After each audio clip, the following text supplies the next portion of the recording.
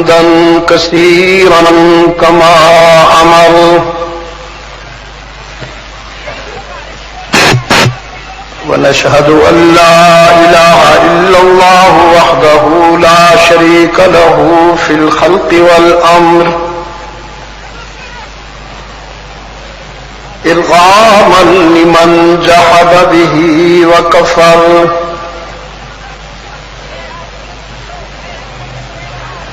ونشهد أن سيدنا وسندنا محمدا عبده ورسوله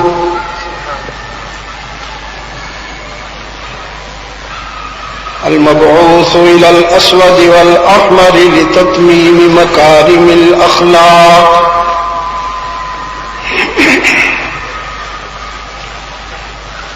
لا يخلق نبي ولا رسول بعده ولا أمة بعد أمته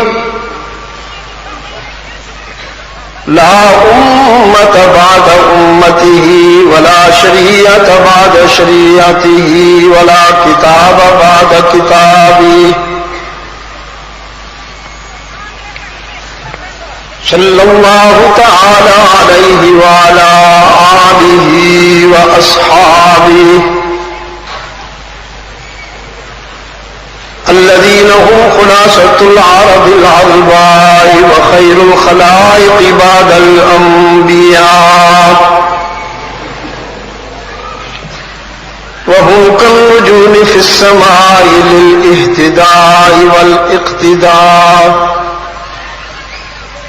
لهم مفاتيح الرحمة ومصابيح الغرر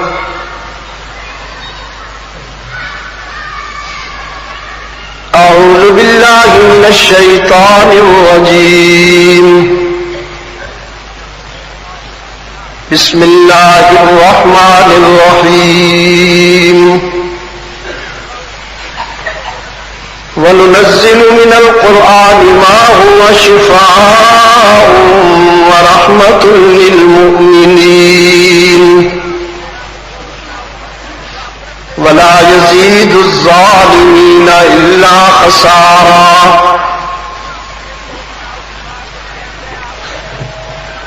صدق الله مولانا العظيم وقال النبي صلى الله عليه وسلم إن الله يرفع بهذا الكتاب أقواما ويضع به آخرين وصدق رسوله النبي الأمي الكريم ونحن على ذلك لمن الشاهدين والشاكرين والحمد لله رب العالمين خدا در انتظار حمد مانیست محمد چشم بر راہ سنانیست محمد حامد حمد خدا بس خدا مدافرین مصطفیٰ بس محمد استو می خواہم خدا را خدایا استو حب مصطفیٰ را اللهم صل علی محمد وعلى آل محمد كما صليت على إبراهيم وعلى آل إبراهيم إنك حميد مجيد اللهم بارك على محمد وعلى آل محمد كما باركت على إبراهيم وعلى آل إبراهيم إنك حميد مجيد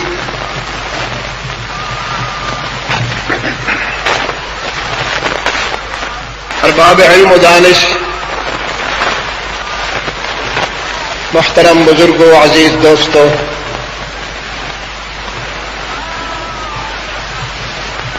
آج 24 اکتوبر 1999 ہم یہاں جامعہ عثمانیہ مہاجر کیمپ کراچی پاکستان میں دعوت و تبلیغ کی نسبت سے جمع ہیں،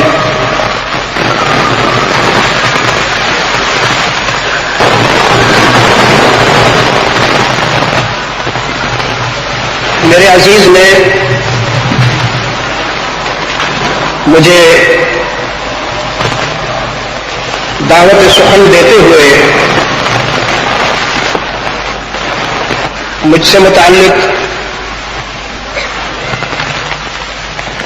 کچھ جذبات محبت کا اظہار فرمایا، کچھ میری زندگی سے متعلق میرے دعوتی اسفار کا تذکرہ کیا۔ ایک پہلو انہوں نے ذکر نہیں کیا کہ ان دنوں میں جسمانی طور پر علیل ہوں۔ گزشتہ جولائی کے آخری دنوں میں مجھے کچھ دل کی تکلیف ہوئی، ایمرجنسی میں رہا، پھر ڈاکٹروں نے مجھے سفر سے بھی روکا اور گفتگو سے بھی روکا۔ الحمدللہ کہ میں ڈاکٹروں کی ہدایات پر عمل نہیں کر رہا ہوں، اس لیے کہ میرا ایمان ہے موت کا ایک وقت مقرر ہے،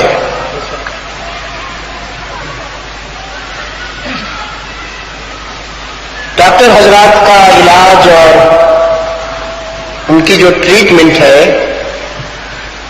وہ موت کو نہیں ٹال سکتی،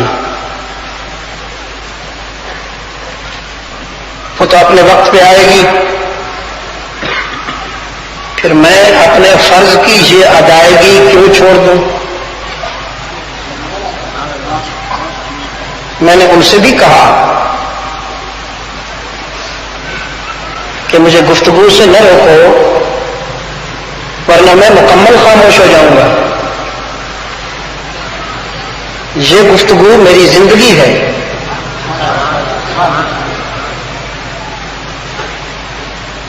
تاہم جسمانی طور پر محسوس کرتا ہوں کہ اب میرے اعصاب پہلے کی طرح میرا ساتھ نہیں دے رہے۔ ظاہر ہے ایک دن دنیا چھوڑنی بھی تو ہے، کب تک چپتے رہیں گے بھائی؟ دنیا چھوڑنی ہے ایک دن، اور میں بہت مطمئن، بہت مسرور، بہت خوش ہو کر اپنے رب کی طرف جا رہا ہوں۔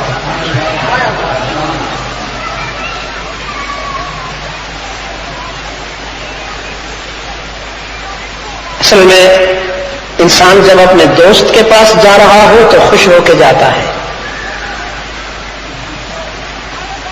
اور جب کسی مجرم کو عدالت کے کٹہرے میں لے جایا جا رہا ہو تو کپکپی طاری ہوتی ہے اس پر۔ تو میرا یہ ایمان ہے کہ میں اپنے رحیم اور کریم معبود کے حضور جاؤں،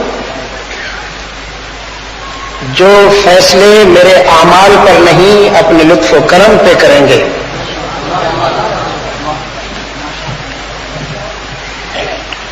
میں اللہ کی اس تقسیم پر بہت خوش ہوں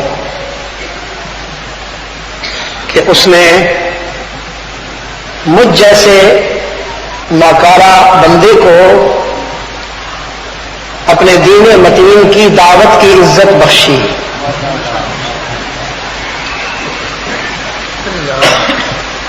میں اس کا کیسے شکر ادا کروں؟ نہ میرے پاس زبان ہے اور نہ میرے پاس صلاحیت ہے۔ رب اوزعنی ان اشکر نعمتک. ہمارے عزیز مولوی عطا الرحمان صاحب نے کچھ عرصہ قبل یاد دلایا اس تقریب سے متعلق. میں نے وعدہ کیا میں جب یہاں آتا ہوں تو ایک گنا سکون محسوس کرتا ہوں. مجھے وہ دن بھی یاد ہے جب یہاں یہ عمارت بھی نہ تھی اور یہ رونق بھی نہ تھی، لیکن یہ میرے عزیز سامنے ہیں. میں نے ان سے کہہ دیا تھا کہ میں محسوس کر رہا ہوں کہ یہ قطرہ سمندر بنے گا اور انشاءاللہ یہ پودا گلشن بنے گا. 36 سینوں میں قرآن محفوظ ہو گیا. آپ کیا فرمائیں گے؟ یہ کوئی معمولی بات ہے؟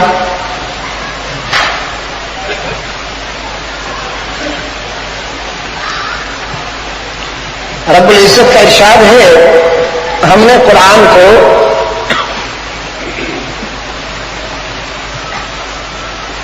سراپا شفا بنا کے بھیجا ہے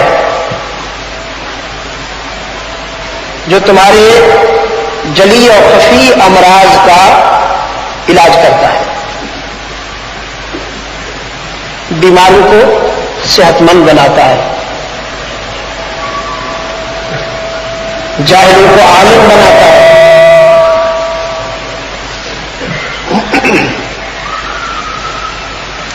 شقی سعید ہو جاتے ہیں.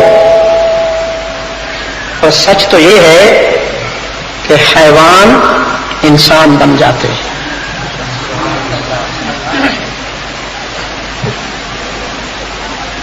یہ قرآن کریم کا رول ہے انسانیت کے حوالے سے.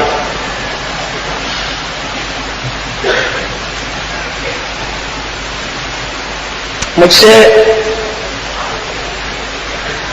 مغرب میں ایک ڈاکٹر نے سوال کیا تھا کہ قرآن دل کی بیماریوں کا علاج کرتا ہے، وشفاء لما فی الصدور. یہ کون سی بیماری ہے؟ ہمارے ڈاکٹر حضرات کے ہاں دل کی بیماری کا جو تصور ہے، جو کانسیپٹ ہے، وہ یہ ہے کہ کولیسٹرول بن جاتا ہے، ورید میں بلڈ کی جو سرکولیشن ہے وہ متاثر ہوتی ہے، بلاکیج ہوتی ہے، اور بلاکیج کے بعد اٹیک ہوتا ہے، اور اٹیک کے بعد فنش.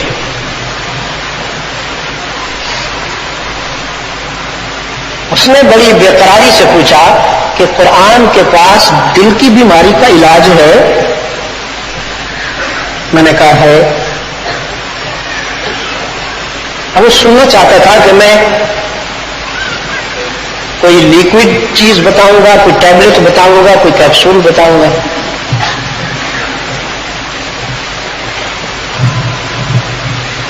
میں نے کہا بھائی پہلے بیماری کی تشخیص پھر علاج. قرآن کے نزدیک انسان کا دل اس وقت بیمار ہوتا ہے، ایک ہے حیوان کا دل بیمار ہونا اور ایک ہے انسان کے دل کا بیمار ہونا، دونوں میں فرق ہے. حیوان اس وقت بیمار ہوتا ہے جب اس کے دل کی ورید میں خون کی سپلائی متاثر ہو جائے، بلاکیج پیدا ہو جائے، کولیسٹرول بڑھ جائے،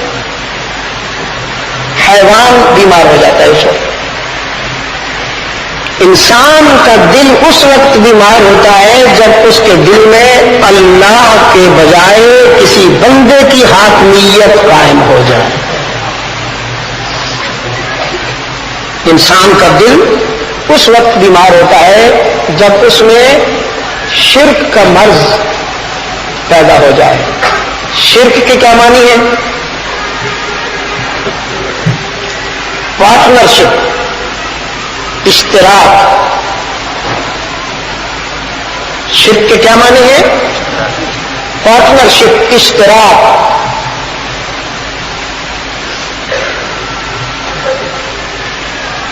اللہ کے ساتھ کسی کا اشتراک نہیں.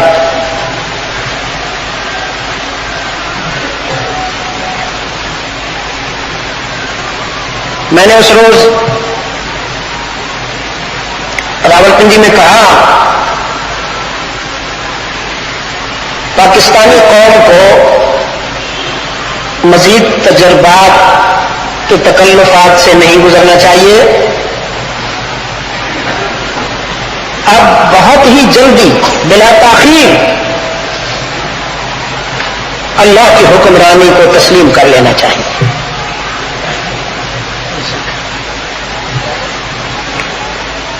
جمہوریت کیا شے ہوتی ہے؟ جمہوریت کیا دیا جمہوریت نے ہمیں؟ یہ لیڈر جو اعلی درجے کے منافق، جو قوم کو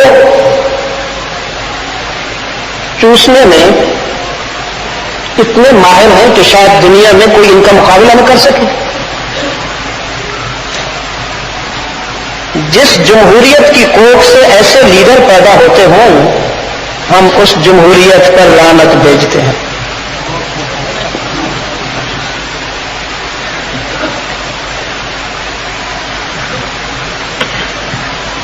بھائی سجدے اللہ کے، قیام اللہ کے لیے. ہمارا معبود کون ہے؟ اللہ ہی ہے، اس میں کوئی شک نہیں. مشکلات میں مدد کرنے والا کون ہے؟ اللہ ہی، اس میں کوئی شک نہیں. لیکن اس سب کچھ سے پہلے حاکم مطلق کون ہے؟ یہ توحید کا پہلا سبق ہے. اقبال کہتا ہے چوں بگویم مسلمانم بلرزم کے دانم مشکلات لا الہ. میں جب خود کو مسلمان کہتا ہوں تو کانپ اٹھتا ہوں، اس لیے کہ مجھے لا الہ کے تقاضے معلوم ہیں کہ لا الہ کیا چاہتا ہے.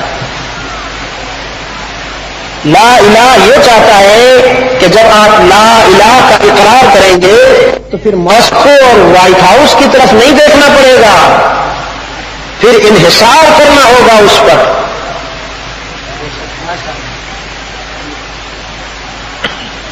توحید کا پہلا تصور اور سب سے اہم تصور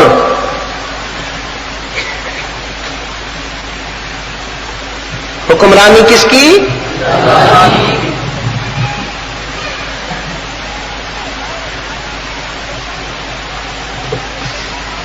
اللہ کا ایک خوبصورت دوست پیغمبر جیل میں بیٹھا تھا. اس کے جیل کے رفیقوں نے اس سے خواب کی تعبیر پوچھی.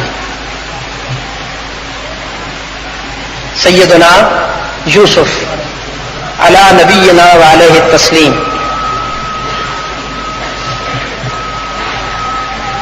ودخل معه السجن فتيان. دو نوجوان ان کے رفیق بنے جیل میں. ودخل معه في السجن ودخل معه السجن فتيان. جیل میں فکر میں نا، ایک ہے فکری رفاقت اور ایک ہے وقتی رفاقت. یہ وقتی رفیق تھے، فکر کے رفیق نہیں تھے. فکر کا رفیق وہ ہے جو غار کی تنہائیوں میں اللہ کے رسول کو گود میں لیے بیٹھا ہے، وہ فکر کا رفیق ہے. یہ وقتی رفیق ہے جیل کی چار دیواری میں. ودخل معه السجن فتيان. دو نوجوان سیدنا یوسف کے ساتھ جیل میں ہیں.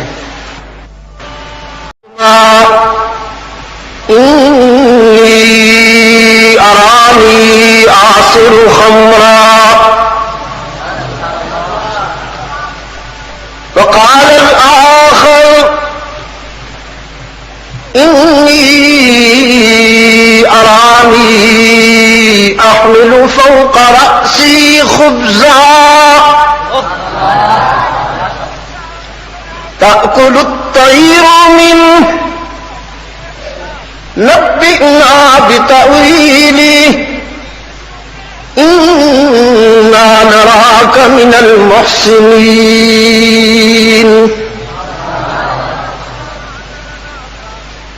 ایک نے کہا میں نے خواب دیکھا ہے انگور نچوڑتا ہوں. دوسرے نے کہا میں نے خواب دیکھا ہے سر پہ روٹیاں لے کے جا رہا ہوں, پرندے وہیں سے نوچ رہے ہیں. تعبیر بتائیے کہ ہمیں آپ کے چہرے سے احسان کی چمک نظر آتی ہے. انا نراک من المحسنین, ہمیں آپ کے چہرے سے احسان کی جھلک اور چمک نظر آتی ہے. اب یہ احسان کیا ہوتا ہے آپ کے خیال میں؟ ہمارے ہاں تو احسان یہ ہے کہ اگر ہم کسی سے 50,000 روپے قرض لیں تو وہ ہمیں معاف کر دیں. یہی احسان ہے نا؟ ماشاءاللہ. اور ہمارے ملک میں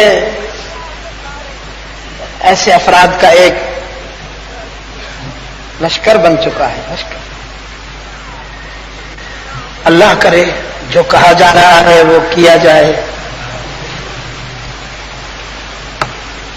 اگر ان مہذب لٹیروں سے یہ مال مسروقہ وصول کر لیا جائے تو میرے وطن کے سارے قرضے بھی اتر جائیں اور ہم اپنے پاؤں پہ کھڑے ہو جائیں. اقوام عالم میں سربلند ہو کر اس ملک کو ان چکنے گھروں نے لوٹا. چکنے گھڑے, وی آئی پیز. چہرے دیکھیے اور کردار دیکھیے. یاد ہے نا چہرے آپ کو؟ یہ کل کی بات ہے.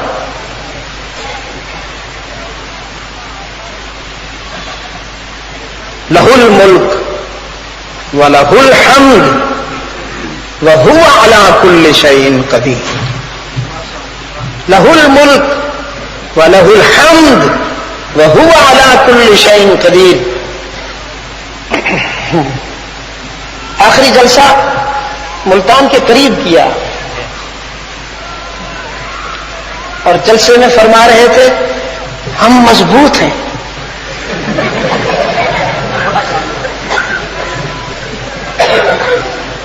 کم وقت کی ادائیں دیکھ کر میں دوستوں سے کہا کرتا تھا کہ کسی تیسری جنس سے معلوم ہوتا ہم سازشوں کا منہ توڑ جواب دیں گے, ہم مضبوط ہیں. اتنے میں فون آ گیا. اب جو فون آیا تو حالت غیر ہونے لگی. فون سن کے کہتا ہے میں اسلام آباد جا رہا ہوں, دعا فرمائی. چھوڑ دیا, سب چھوڑ دیا. اور وہ اسلام آباد تک کا جو سفر تھا گھنٹے 1.5 گھنٹے کا, وہ یوں ہی سفر تھا جیسے کوئی مجرم پھانسی گھاٹ کی طرف جا رہا. لہ الملک وَلَهُ الْحَمْدُ وَهُوَ عَلَى كُلِّ شَيْءٍ قَدِيرٌ. اب وہی ہوگا جو آپ نے اللہ کی مخلوق کے لیے, اللہ کے بندوں کے لیے پسند کیا تھا. اب آپ کے ساتھ بھی وہی ہوگا کیونکہ سب کچھ اللہ کے اختیار میں ہے. سب کچھ اللہ کے اختیار میں ہے. بھائی احسان یہ ہے, غالباً گزشتہ ملاقات میں نے اس پر کچھ گفتگو کی تھی کہ ان تعبد اللہ کأنک تراہ, آپ اللہ کی عبادت اس کیفیت کے ساتھ کریں کہ جیسے رب کو آنکھوں سے دیکھ کر سجدے کیے جا رہے ہیں. اللہ کے رسول صلی اللہ علیہ وسلم نے فرمایا فَإِن لَّمْ تَكُن تَرَاهُ فَإِنَّهُ يَرَاكَ. اگر یہ مقام نہیں ملتا تو پھر اس میں کوئی شک نہیں ہے کہ وہ تو دیکھ رہا ہے تجھے.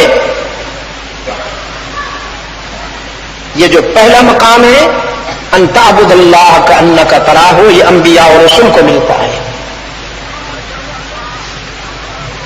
انبیاء اور رسول کی عبادت میں حضور قلب کا جو حال ہے، جو خشوع کا عالم ہوتا ہے، وہ بس اس کیفیت کا ترجمان ہوتا ہے.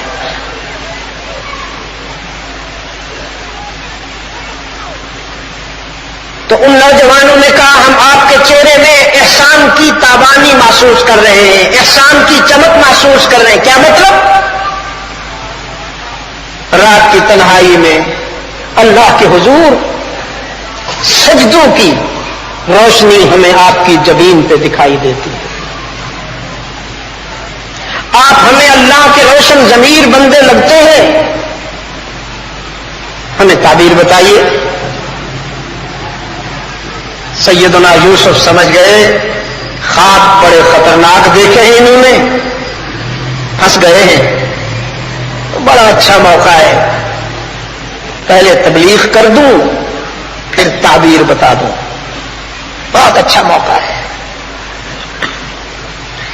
انسان پر جب کوئی وقت آ جاتا ہے، جب کوئی غرض پڑ جاتی ہے تو وہ بات بڑی توجہ سے سنتا ہے.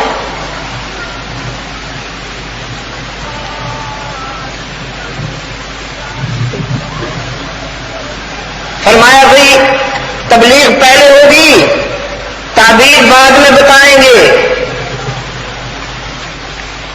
قال لا يأتيكما طعام ترزقان الا، میرے ذاتی کمال کے نتیجے میں نہیں ہوگی. ذالکما مما علمنی ربی، یہ اس علم کی روشنی میں ہوگی جو میرے رب نے مجھے عطا فرمایا ہے. کیونکہ تمہارے خوابوں کی تعبیر کا تعلق آنے والے وقت سے ہے، کمنگ ٹائم سے ہے. تو میں کمنگ ٹائم سے متعلق جب تعبیر بتاؤں تو پھر کہیں مجھے عالم غیب نہ سمجھ بیٹھنا. دیکھو نبی کو تو آنے والے وقت کا بھی پتا ہے. ذالکما مما علمنی ربی، آنے والے وقت کی باتیں، آنے والے وقت کے راز اللہ کے سوا کوئی نہیں جانتا. اس کے بندوں میں سے جو بھی جانتا ہے وہی جانتا ہے جسے وہ بتائے. میرے ذاتی کمال کے نتیجے میں نہیں ہوگی. ذالکما مما علمنی ربی،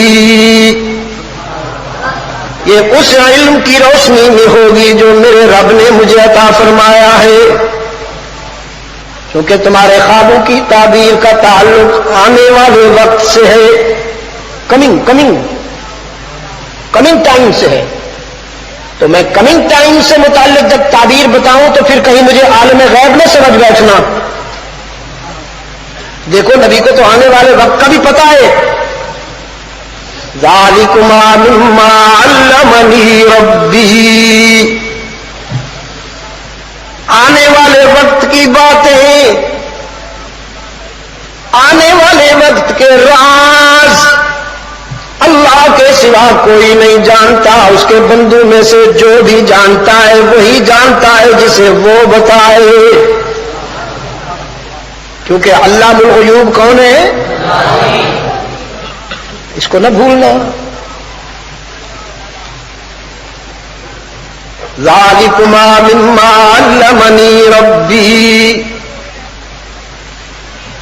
انی ترکت ملت قوم لا یؤمنون باللہ، انی ترکت ملت قوم لا یؤمنون باللہ وهم بالآخرۃ هم کافرون.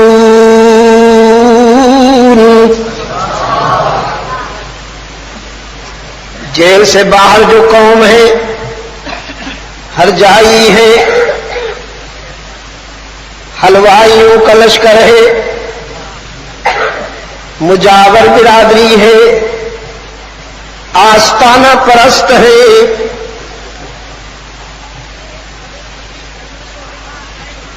اور میرا تعارف یہ ہے واتبعت ملت آبائی ابراہیم واسحاق ویعقوب، میں ابراہیم و اسحاق و یعقوب کا وارث ہوں، ان کی فکر کا امین ہوں، ان کے علم کا نقیب ہوں، ان کے پروگرام کا وارث ہوں۔ واتبعت ملت آبائی ابراہیم واسحاق ویعقوب۔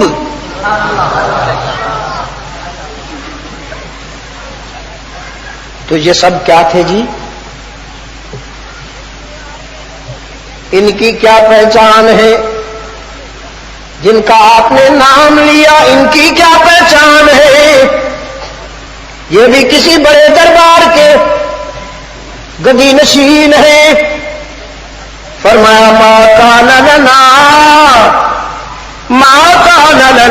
ان نشرک باللہ من شیء، میں اور میرے آباء و اجداد صحت مند لوگ ہیں، دل کے بیمار نہیں، صحت مند لوگ ہیں، اور ہمارے شباب، ہماری صحت، ہماری قوت اور ہمارے استحکام کی روح یہ ہے ما کان لنا ان نشرک باللہ من شیء ذلک من فضل اللہ علینا وعلی الناس ولکن اکثر الناس لا یشکرون۔ ہم یکجائی ہیں، ہر جائی نہیں، ہم شیدائی ہیں، حلوائی نہیں، یکجائی ہیں، ہر جائی نہیں۔ اور یہ حسن فکر و عمل، یہ حسن فکر و عمل مارکیٹ سے نہیں ملتا، نہ بولٹن سے، نہ جامعہ سے، نہ کہیں اور سے، یہ حسن فکر و عمل بھی اسی کے کرم سے ملتا ہے۔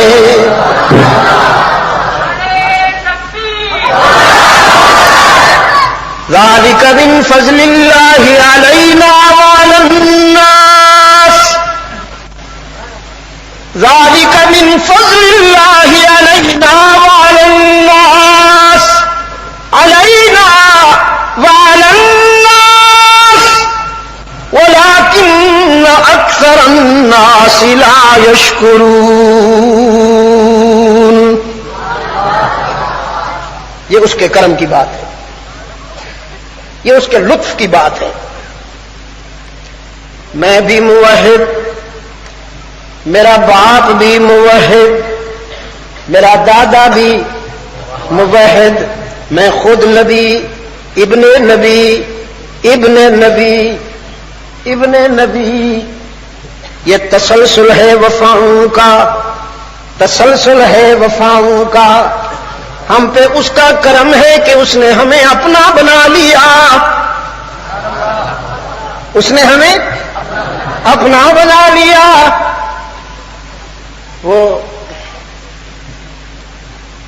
جگر نے بڑی عجیب بات کہی ہے۔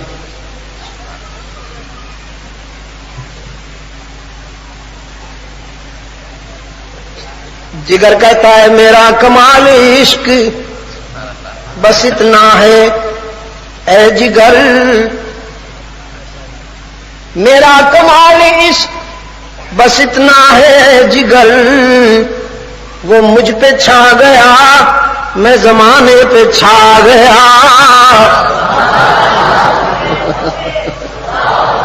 وہ مجھ پہ چھا گیا میں زمانے پہ چھا گیا۔ ما کان لنا ان نشرک باللہ من شیء، ہم وفادار ہیں، ہم وفادار ہیں، ہم اللہ کے حق میں کسی شے کو شریک کیوں کریں؟ ما کان لنا، لن نشرک نا، ما کان لنا، یہ کوئی وفا کی بات ہے، یہ کوئی شرافت ہے، یہ کوئی انسانیت ہے کہ ہم اپنے دوست کے حق میں کسی شے کو شریک بنائیں. ما کان لنا ان نشرک باللہ من شیء، اللہ کے حق میں ہم کسی شے کو شریک نہیں بناتے. ذالک من فضل اللہ علینا وعلی الناس ولکن اکثر الناس لا یشکرون. یا صاحب السجن، جیل کے دوستو، تعبیر بعد میں، پہلے بتاؤ تو صحیح. ارباب متفرقون خیر ام اللہ الواحد القہار، ام اللہ ارباب متفرقون خیر. سر جھکانے کے لیے، جبین کی نیاز مندی کے لیے کئی در چاہیے یا ایک ہی در؟ آپ کا کیا خیال ہے؟ کراچی کے روشن ضمیروں، آپ کا کیا خیال ہے؟ لیکن اگر مسجد ٹوٹی پھوٹی ہو اور دربار سجا ہوا ہو تو پھر ٹوٹی پھوٹی کا رخ کریں یا ادھر جائیں؟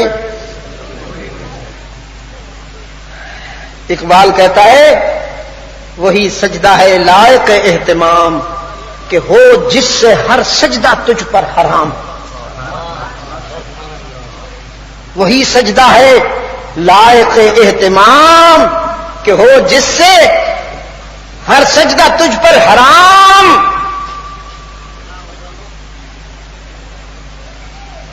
جنہیں سجدے میں رسوخ نصیب ہوا، جنہیں عبادت میں خلوص نصیب ہوا، وہ تو پھر مخلوق سے اتنے مستغنی ہوئے اور خالق سے ایسے وابستہ ہوئے کہ حجر اسود کے سامنے کھڑے ہو کر فرماتے ہیں تو پتھر ہے، تجھ سے کوئی نفع کی امید نہیں رکھتا ہوں، تو نقصان سے بچانے کی صلاحیت بھی نہیں رکھتا. نقصان سے بچانے والا میرا رب، نفع پہنچانے والا میرا رب، تیری تقبیل تو اس لیے کرتا ہوں، تجھے اس لیے چوم رہا ہوں کہ میرے قائد نے تجھے چوما.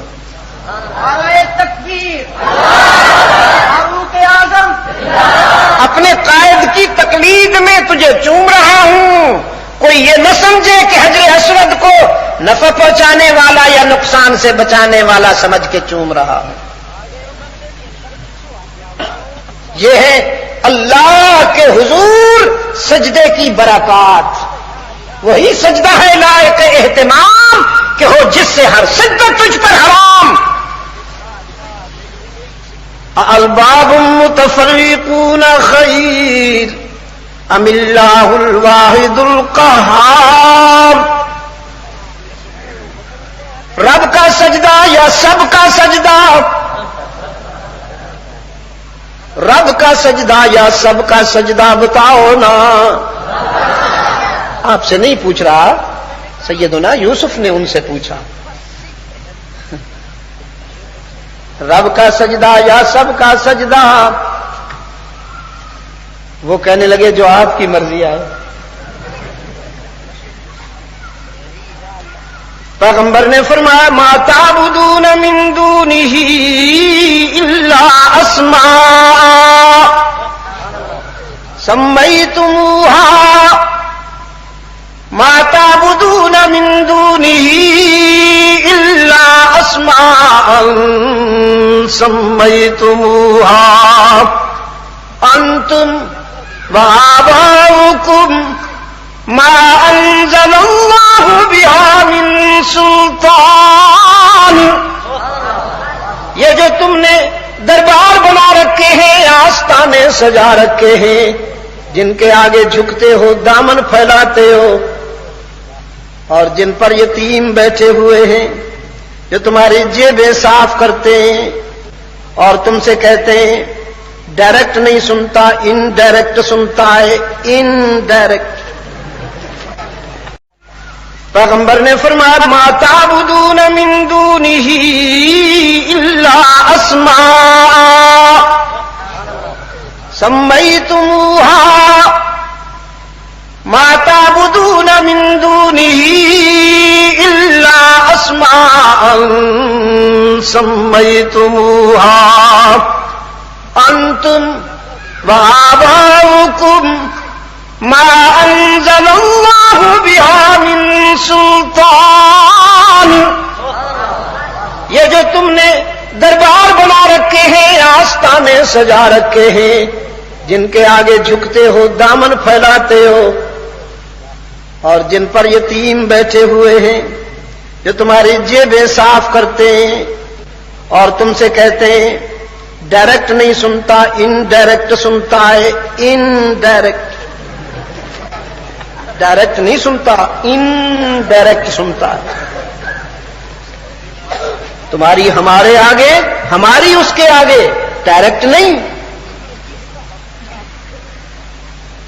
ما تعبدون من دونه الا اسماء سمیتموها انتم وآباؤکم ما انزل اللہ بها من سلطان۔ یہ سب مصنوعی دربار، یہ سب آرٹیفیشل ٹائٹلز، ان الحکم الا للہ۔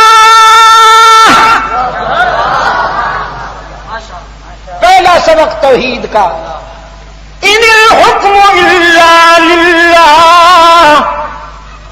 حکمرانی کس کی؟ سلطانی کس کی؟ بادشاہت کس کی؟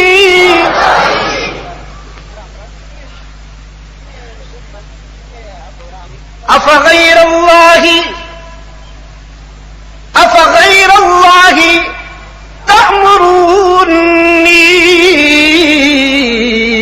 اعبد ایھا الجاہلون۔ ہاں، جہالت کے بیمار ہو، مجھ سے کیا توقع رکھتے ہو کہ میں اللہ سے ہٹ کر کسی اور کی طرف دیکھوں؟ ایسا کبھی نہیں ہوگا۔ میں ڈیپینڈ کرتا ہوں اسی پر، انحصار کرتا ہوں اسی پر۔ حکمرانی کس کی؟ اللہ ہی کی۔ ہمارا اللہ تعبدوا الا ایاہ، یہ بعد میں، پہلے ان الحکم الا للہ، پھر ہمارا اللہ تعبدوا الا ایاہ۔ اس کا حکم ہے، اس کی مرضی ہے، اس نے چاہا کہ عبادت میں اس کے ساتھ کسی کو شریک نہ کیا جائے، لیکن عبادت سے پہلے حکومت، عبادت سے پہلے حکومت کس کی؟ تو یاد رکھو کراچی کے روشن ضمیروں، اگر حکومت اللہ کی نہیں ہوگی تو تمہاری عبادت گاہیں اور عبادت بھی محفوظ نہیں ہوگی۔ دیکھا آپ نے؟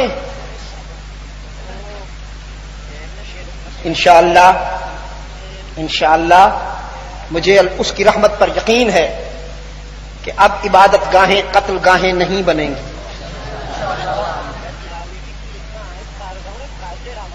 پاکستانی کلنٹن ٹھکانے لگ گیا۔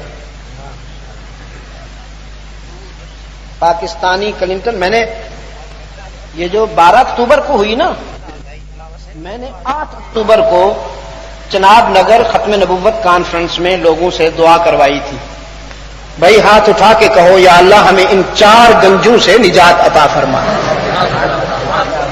4 گنجاز، 4 گنجوں سے نجات عطا فرما۔ اور یہ اتنے معروف گنجے ہیں کہ ان کی تفصیل کی بھی ضرورت نہیں ہے۔ میری قوم مجھ سے بھی زیادہ جانتی ہے انہیں. تھے بالکل قوم کے خادم. سندھ کے کسی دیہات میں اچانک ایک بوڑھا ان کے گلے لگ گیا. ہر خبر نامے میں وہ دکھایا جاتا تھا. دیکھو میں کتنا غریب پرور ہوں. اور اتنے غریب پرور تھے. آپ نے آج کے اخبارات میں پڑھا ہوگا, وہاں ادھر کل کے اخبارات میں. آج میں جہاز میں آ رہا تھا تو یہاں آج کے اخبار میں وہ خبر لگی ہوئی تھی. ایک صاحب نے 1 سال میں 4 ارب روپے اپنے اکاؤنٹ میں ڈال دیے. 4 ارب. اور اپنا نام رکھا محبوب پردیسی.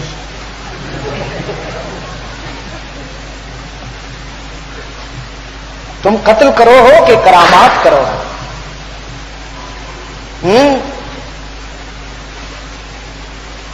انشاءاللہ یہ سارا کھیل مصنوعی تھا.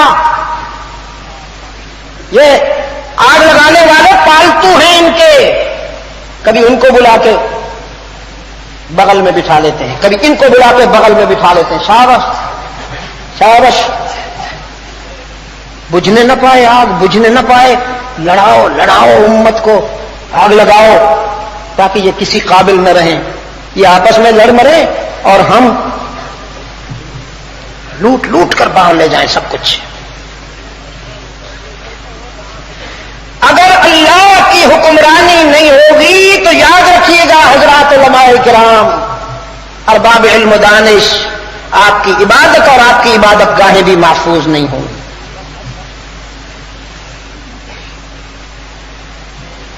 عبادت کی حفاظت کے لیے طاقت ضروری ہے, اور طاقت اس وقت ملے گی جب آپ اللہ سے وفا کریں گے. طاقت اس وقت نہیں ملے گی جب آپ پر امریکہ راضی ہوگا. طاقت اس وقت ملے گی جب آپ پر اللہ راضی ہوگا. اگر امریکہ سب کچھ ہوتا تو اتنے چھوٹے سے آدمی سے کیوں ڈرتا ہے؟ اتنے چھوٹے سے آدمی سے کیوں ڈرتا ہے وہ؟ طاقت اس وقت ملے گی جب آپ پر اللہ راضی ہوگا. اگر امریکہ سب کچھ ہوتا تو اتنے چھوٹے سے آدمی سے کیوں ڈرتا ہے؟ اتنے چھوٹے سے آدمی سے کیوں ڈرتا ہے وہ؟ اس کا نام آ جائے تو کئی مرتبہ اسے باتھ روم آنا جانا پڑتا ہے, پتلون بدلتا ہے وہ وائٹ ہاؤس. اگر ایٹم بم ہی سب کچھ ہوتا, میزائل ہی سب کچھ ہوتے, اگر نیوکلیر ہی سب کچھ ہوتا تو پھر وہ بے سر و سامان اتنا سا آدمی اس سے ڈرتا کیوں ہے؟ یہ میں کہاں سے لاؤں وہ الفاظ کہ میرے دل کی بات کی ترجمانی ہو سکے؟ اللہ کے وفادار کو, اللہ کا وفادار کتنا طاقتور ہوتا ہے طاغوت کی نظر میں, میرے پاس الفاظ نہیں ہیں. حکومت اللہ کی یہ پہلا سبق, پھر سجدہ بھی اللہ کا, قیام بھی اللہ کا, رکوع بھی اللہ کا. ہمارا معبود بھی وہی, مسجود بھی وہی, علام الغیوب کا ساز و دستگیر و حاجت روا مشکل کشا بھی وہی, لیکن اس سب کچھ سے پہلے حکمران بھی وہی.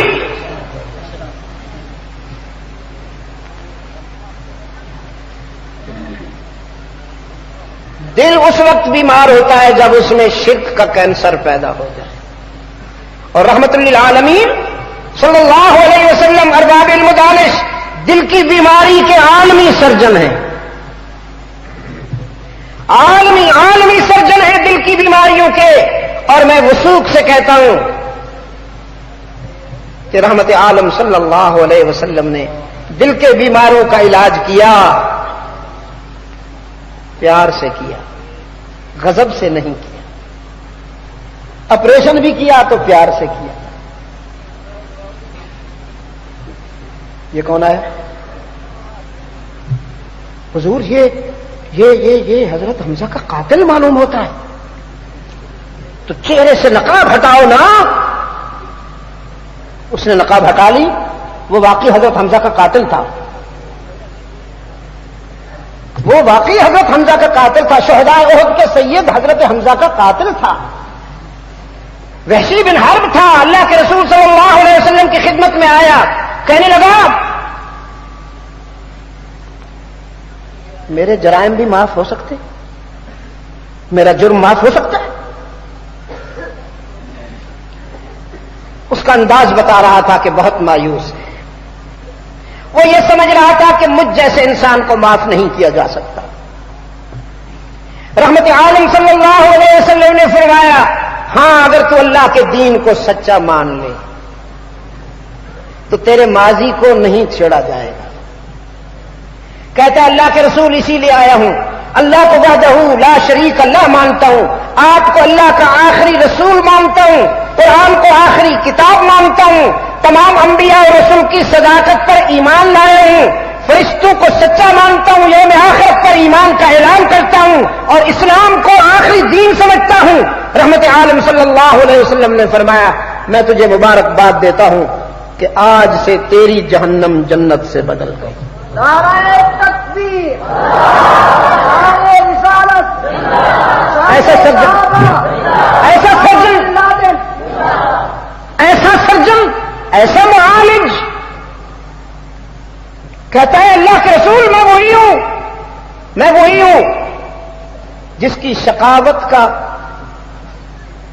آپ کے دل پہ اتنا اثر ہوا تھا احد میں کہ آپ اشکبار ہو گئے تھے. اللہ کے رسول میں حمزہ کا قاتل ہوں. اور قرآن کہتا ہے وَمَن يَقْتُلْ مُؤْمِنًا مُتَعَمِّدًا فَجَزَاؤُهُ جَهَنَّمَ خَالِدًا فِيهَا وَغَضِبَ اللَّهُ عَلَيْهِ وَلَعَنَهُ وَأَعَدَّ لَهُ عَذَابًا أَلِيمًا. مومن کا قاتل دائمی جہنمی. اور اللہ کے رسول میرا کیا بنے گا؟ میں تو ایک مومن اعظم کا قاتل ہوں، اس مومن کا قاتل ہوں جس کی مظلومیت کو دیکھ کر آپ کی آنکھیں برس پڑی. اللہ کے رسول میرا کیا بنے گا؟ قرآن نے تو مجھے یہ خبر سنائی ہے کہ مومن کا قاتل دائمی جہنمی. رحمت عالم نے فرمایا تم نے آگے نہیں پڑھا الا من تاب وآمن وعمل عملا صالحا فأولئك يبدل الله سيئاتهم حسنات فأولئك يبدل الله سيئاتهم حسنات وَكَانَ اللَّهُ غَفُورًا رَحِيمًا. وعید تو ہے مومن کے قاتل کے لیے، لیکن اگر کوئی توبہ کرے، رجوع کر لے، کفر کو چھوڑ کر ایمان لے آئے، اعمال بھی اچھے کر لے، تو میرے رب نے فرمایا ہم اس کی سیئات کو حسنات سے بدل دیتے ہیں. اس کے نامہ اعمال میں خطاؤں کی سیاہی مٹا کر خوبیوں کی روشنی بھر دیتے ہیں کہ وہ بڑا غفور الرحیم ہے. کہتا ہے اللہ کے رسول الحمدللہ لگتا ہے کہ قرآن تو کسی شخص کو جہنم میں نہیں جانے دے گا، لگتا ہے قرآن کسی شخص کو برباد نہیں ہونے دے گا. الحمدللہ. لیکن اللہ کے رسول یہ جو اعمال صالح ہیں، اعمال صالح اگر میں اس معیار پہ پورا نہ اتر سکوں تو لوگ تہجد کی نوافل کے لیے اٹھیں، لوگ خیرات دیں، صدقات دیں، لیکن مجھ سے یہ نہ ہو سکے تو اس لیے کہ میں نفس کے ہاتھوں مغلوب ہوں، میرا نفس بہت شریر ہے. اندیشہ ہے کہ میں اس اعمال حسنہ کے معیار پہ پورا نہیں اتر سکوں گا. رب العالمین نے فرمایا قل یا عبادی الذین اسرفوا علی انفسهم لا تقنطوا من رحمت اللہ ان اللہ یغفر الذنوب جمیعا. میرے ان بندوں سے کہہ دیجئے جن سے زندگی کے سفر میں صغائر کا ارتکاب ہوا، ٹھوکریں کھائیں، غلطیاں ہو گئیں، ان سے کہہ دیجیے اپنے گناہوں کے ہجوم کو دیکھ کر مایوس نہ ہوا کرو، تمہارے گناہ میری رحمت کا مقابلہ نہیں کر سکتے۔ نبئ عبادی انی انا الغفور الرحیم۔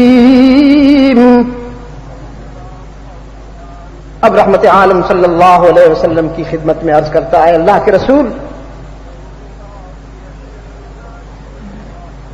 میں وعدہ کرتا ہوں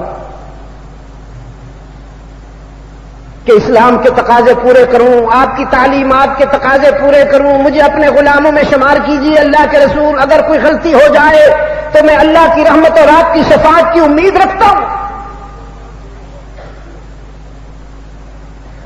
رحمت عالم صلی اللہ علیہ وسلم نے فرمایا، دو باتوں کا خیال کرنا، ایک تو یہ کہ شرک نہ کرنا، اب اگر تم نے شرک کیا تو معاف نہیں ہوگا۔ اللہ کی رحمت اور میری شفاعت کے بھروسے پر شرک نہ کرنا، کہ اللہ نے واضح الفاظ میں اعلان کر دیا ہے مشرک کو معاف نہیں کیا جائے گا۔ وَيَغْفِرُ مَا دُونَ ذَلِكَ لِمَن يَشَاءُ، باقی جسے چاہے اللہ معاف کر دے، مشرک کے لیے معافی نہیں ہے۔ شرک نہ کرنا، اور دوسری بات یہ ہے کہ ذرا میرے سامنے کم آیا کرنا، اس لیے کہ جب تجھے دیکھتا ہوں تو مجھے اپنے چچا کی لاش کے ٹکڑے یاد آ جاتے ہیں۔ بس یہ جملہ تو پھر وحشی کے دل کی دنیا میں ایک طوفان پیدا کر گیا۔ یا اللہ تو کرم فرما، میرے ہاتھوں سے تیرا ایک دوست قتل ہوا ہے، تیرے رسول صلی اللہ علیہ وسلم کا ایک دوست قتل ہوا ہے، اب تو کرم کر کے میرے ہاتھوں سے اپنا اور اپنے رسول کا کوئی دشمن بھی مروا دے تاکہ قضا ادا ہو جائے، بیلنس ہو جائے۔ اللہ کتنا رحیم و کریم ہے، کراچی کے روشن ضمیروں۔ صدیق اکبر رضی اللہ تعالیٰ عنہ کی خلافت میں جب مسیلمہ کذاب نے دعوی نبوت کیا،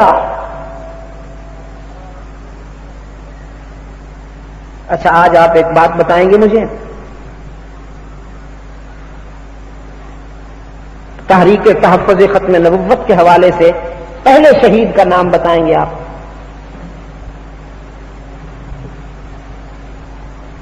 اسلام کی عزت و ناموس پر جان دینے والا کردار تو میں، تیرا ایک دوست قتل ہوا ہے، تیرے رسول صلی اللہ علیہ وسلم کا ایک دوست قتل ہوا ہے، اب تو کرم کر کے میرے ہاتھوں سے اپنا اور اپنے رسول کا کوئی دشمن بھی مروا دے تاکہ قضا ادا ہو جائے، بیلنس ہو جائے۔ اللہ کتنا رحیم و کریم ہے، کراچی کے روشن ضمیروں۔ صدیق اکبر رضی اللہ تعالی، اچھا آج آپ ایک بات بتائیں گے مجھے، تحریک تحفظ ختم نبوت کے حوالے سے پہلے شہید کا نام بتائیں گے آپ؟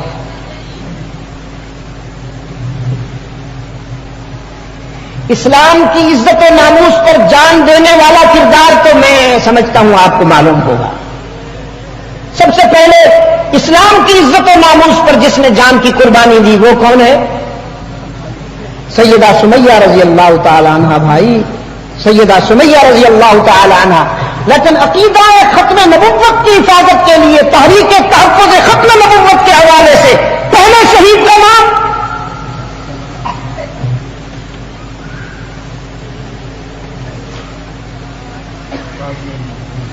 جی بھائی غازی علم الدین، تو آپ کا یہ ابھی کل کی بات ہے، میں اس وقت سے شروع کر رہا ہوں۔ میرے سامنے سیدنا ابو بکر صدیق ہیں رضی اللہ تعالی عنہ۔ شاباش، ٹھیک کہا میرے بیٹے نے، ٹھیک کہا میرے بچے نے۔ بڑا وہ ہوتا ہے جس کا علم بڑا ہو۔ حبیب ابن زید انصاری رضی اللہ تعالی عنہ، رضی اللہ تعالی عنہما، یہ بیٹے ہیں سیدہ ام عمارہ کے یہ عمارہ جسے اللہ کے رسول صلی اللہ علیہ وسلم نے خاتون احد کا خطاب عطا فرمایا، یہ ایک علیحدہ تذکرہ ہے، بڑا پرشکوہ تذکرہ ہے، میں اس کی طرف نہیں جاتا ہوں۔ حبیب ابن زید انصاری رضی اللہ تعالیٰ عنہ یمن کے تجارتی سفر سے واپس آ رہے ہیں کہ مسلمہ کذاب کے درندوں کے ہتھے چڑھ گئے۔ انہوں نے پکڑ کر مسلمہ کے پاس سیدنا حبیب کو پیش کیا اور مسلمہ نے پوچھا کہاں سے آئے ہو؟ حبیب نے فرمایا اب تو یمن سے آ رہا ہوں، اصل میں میرا تعلق مدینہ طیبہ سے ہے، میں مدینہ کا باشندہ ہوں۔ مسلمہ نے کہا محمد بن عبداللہ کو جانتے ہو؟ حبیب نے کہا انہیں کو تو جانتا ہوں، ان کو نہیں جانوں تو کس کو جانوں؟ ان کو اتنا جانتا ہوں کہ باقی جس کو بھی جانتا ہوں ان کی نسبت سے جانتا ہوں، وہ میرے قائد بھی ہیں، میرے محبوب بھی ہیں، وہ محمد الرسول اللہ۔ تو نے محمد بن عبداللہ کا، وہ محمد الرسول اللہ۔ اب مسلمہ کہتا ہے مجھے بھی رسول اللہ کہو، وہ آنا ایسا رسول اللہ۔ حبیب کہتا ہے لا انت کذاب، بغیر کسی تکلف کے انت کذاب، اشہد ان لا الہ الا اللہ واشہد ان محمدا عبدہ ورسولہ ولا نبی ولا رسول بعد ولا امت بعد امتی ولا کتاب بعد کتابی۔ یوں جو ہاتھ کھڑا کر کے شہادت دے رہا ہے نا حبیب، مسلمہ کذاب نے درندگی کی حد کرتے ہوئے تلوار سے حبیب کا ہاتھ کاٹ دیا۔ جب یہ ہاتھ کٹا تو دوسرا ہاتھ اس نے اٹھا لیا، مسلمہ نے وہ ہاتھ بھی کاٹ دیا، خون میں نہا گیا۔ مسلمہ کہتا ہے اب کیا کہو گے؟ یہ تیرے دونوں ہاتھ کٹے ہیں، گلا کٹنا بھی قریب ہے، اب بتاؤ۔ حبیب بن زید فرماتے پہلے تو صرف میرا ایمان تھا، پہلے تو صرف میرا عشق تھا، اب میرے عشق میں میرا خون بھی شامل ہو گیا، اب تو بات کچھ اور ہو گئی ہے۔ ہاں کراچی کے روشن ضمیروں، یہ لذت آشنائی بھی کبھی آپ نے زندگی کے سفر میں لذت آشنائی سے بھی واسطہ پڑا کبھی آپ کو؟ کبھی کسی سے محبت کی ہے آپ نے؟ کیا محبت ہوگی ہماری بھی کسی غلاظت کے مجسمے سے، کسی بدبو کی ٹینکی سے۔ اللہ اور اس کے رسول سے محبت کر کے دیکھیے، پھر آپ کو اندازہ ہو کہ لذت آشنائی کسے کہتے ہیں۔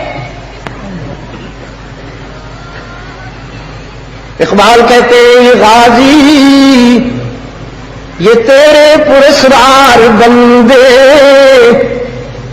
جنہیں تو نے بخشا ہے ذوق خدائی، دو نیم ان کی ٹھوکر سے دریا و صحرا سمٹ کر پہاڑ ان کی ہیبت سے رائی، دو عالم سے کرتی ہے بیگانہ دل کو، دو عالم سے کرتی ہے بیگانہ دل کو، عجب چیز ہے لذت آشنائی۔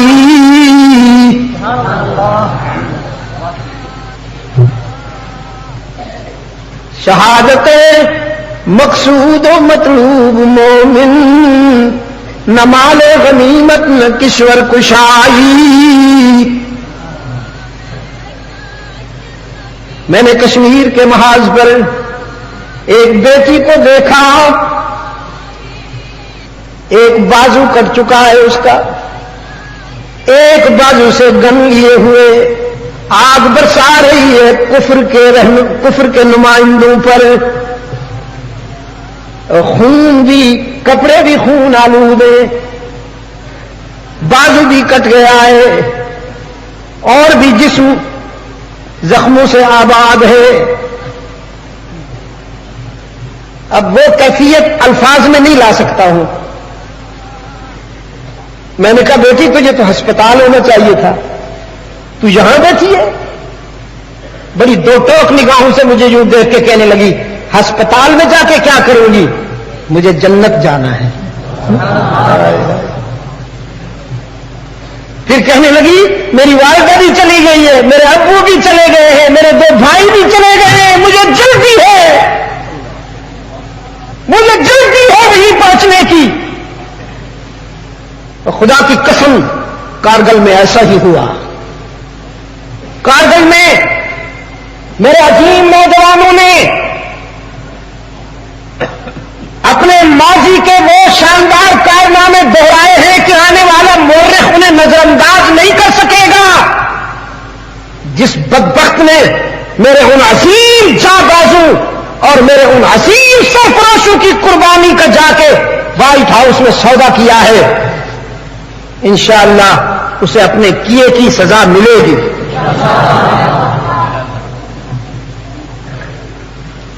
اسے اپنے کیے کی سزا ملے گی۔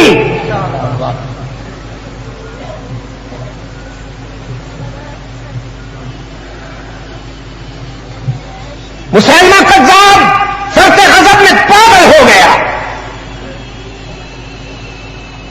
اور حبیب ابن زید انصاری رضی اللہ تعالی عنہ کو گرا کر ان کے جسم پر کودتا رہا، نیزے مارتا رہا۔ حبیب ابن زید نے اسی حالت میں جان آفرین کے سپرد کر دی، شہید ہو گئے۔ ام عمارہ کو جب اطلاع ملی، اطلاع دینے والے نے ذرا سہمے ہوئے لہجے میں کہنے لگا ماں میں آپ کے لیے ایک خبر لایا ہوں، شاید آپ کو دکھ ہوگا لیکن ہر انسان فانی ہے، ہر انسان کو دنیا چھوڑ دینی ہے۔ ام عمارہ صاحب بصیرت تھیں، فرمانے لگی جو ہو چکا ہے جلدی بتاؤ، تکلف کی کیا ضرورت ہے؟ انہوں نے ساری تفصیل بتا دی تو ام عمارہ فخر سے سر اونچا کر کے کہنے لگی شاباش میرے بیٹے، تو نے میرے دودھ کا حق ادا کر دیا۔ نعرہ تکبیر، تو نے میرے دودھ کا حق ادا کر دیا۔ میں دنیا میں بھی تجھ پہ فخر کرتی ہوں، حشر میں بھی تجھ پہ فخر کروں گی۔ رحمت عالم صلی اللہ علیہ وسلم کی ناموس پر اور آقا نامدار کی ختم نبوت پر تو نے اپنی جان قربان کر دی۔ شاباش میرے بیٹے، تو میرا قابل فخر بیٹا تھا نا۔ نعرہ تکبیر، پھر رب العزت سے التجا کرتی ہے یا اللہ جب تک مسلمہ کو مرا ہوا نہ دیکھوں مجھے موت نہ آئے۔ رحمت عالم صلی اللہ علیہ وسلم نے فرمایا اللہ کے بعض بندے، اللہ کے کچھ بندے ایسے بھی ہوتے ہیں کہ وہ اللہ پر حجت میں کبھی کوئی بات کرتے ہیں اور اللہ اپنے ان بندوں کی بات کو پورا فرماتے ہیں۔ ام عمارہ نے ندائے خفی سے اللہ کے حضور التجا کی یا اللہ مسلمہ کو جب تک ان آنکھوں سے مرا ہوا نہ دیکھوں مجھے موت نہ آئے۔ سیدنا ابو بکر صدیق رضی اللہ تعالی عنہ نے مسلمہ کذاب کی سرکوبی کے لیے جو لشکر ترتیب دیا، سیدنا خالد بن ولید رضی اللہ تعالی عنہ کی قیادت میں مسلمان 7 یا 8 ہزار تھے کل، اور مسلمہ کذاب کا قبیلہ 40,000۔ جب یہ لشکر عقیدہ تحفظ ختم نبوت کے لیے میدان جہاد پر جانے لگا تو چپکے سے اس لشکر میں ام عمارہ بھی چل پڑی اور چپکے سے اس لشکر میں وحشی بن حرب بھی شامل ہو گئے کہ ان دونوں کی التجا تھی، ان دونوں کی آرزو تھی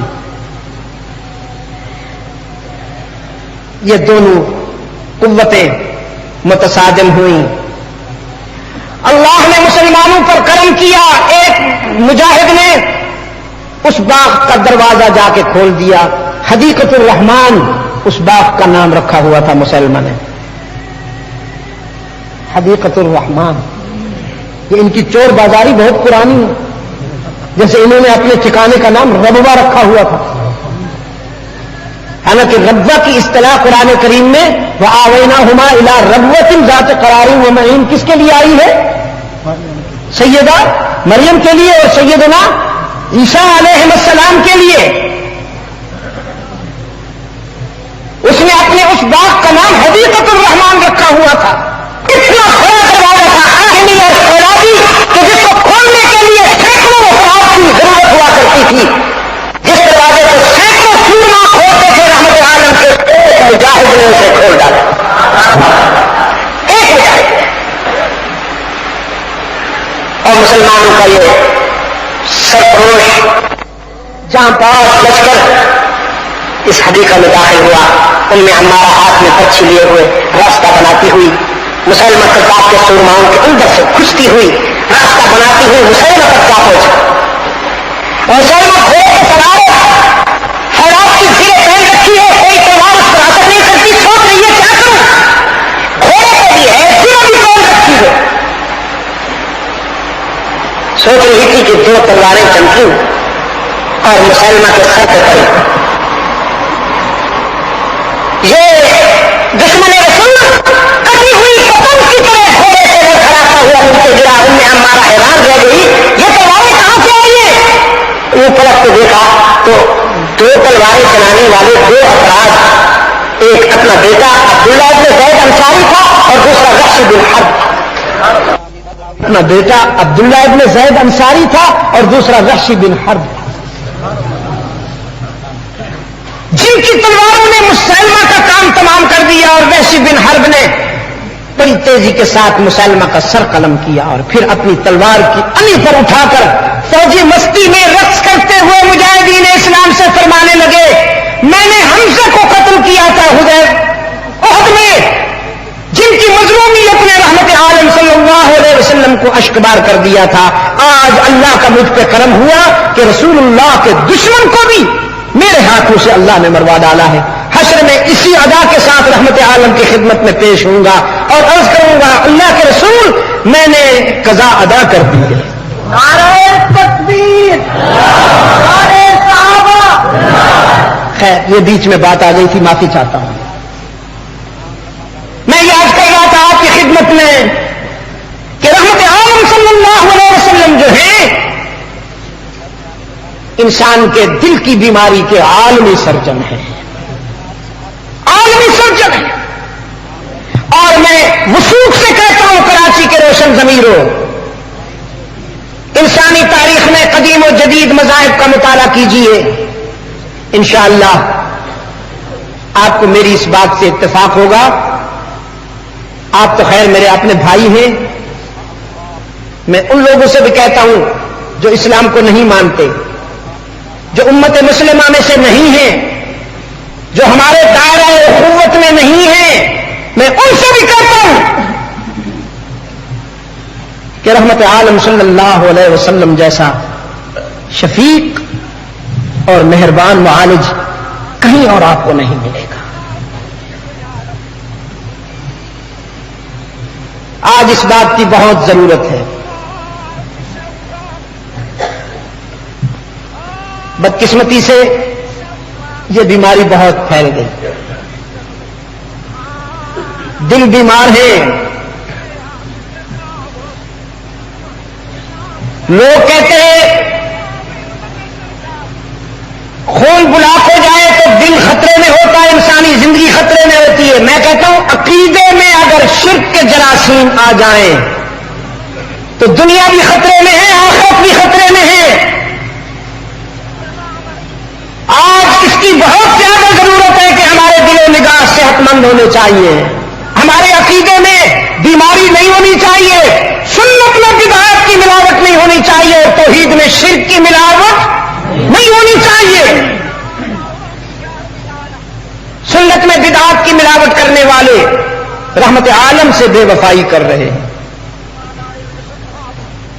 اور بڑی عجیب بات ہے، بڑا عجیب اتفاق ہے کہ اللہ کے رسول صلی اللہ علیہ وسلم نے جہاں یہ فرمایا لا یغفر ان یشرک بہ، اللہ مشرک کو کبھی معاف نہیں کرے گا، وہاں یہ بھی فرمایا کہ بدعتی فی النار، سنت میں بدعات کی ملاوٹ کرنے والا بھی جہنمی ہے. ہمارے بعض حضرات کہتے ہیں وہ بدعت حسنہ کی استثناء ہے، بدعت حسنہ. میں کہتا ہوں مولوی صاحب بدعت کوئی بھی حسنہ نہیں ہو، کل بدعت ضلالہ وکل ضلالۃ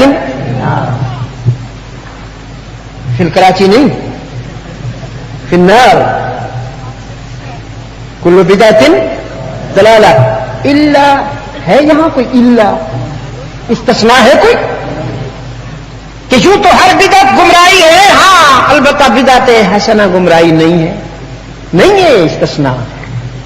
جس طرح ہر شرک لعنت ہے اسی طرح ہر بدعت بھی لعنت ہے، اس لیے کہ بدعت سنت کے مقابلے میں ہے، ضد ہے سنت کی. ایمان کی ضد کفر، ایمان کا ضد کفر، جس طرح کے محبت کی ضد عداوت، روشنی کی ضد اندھیرا.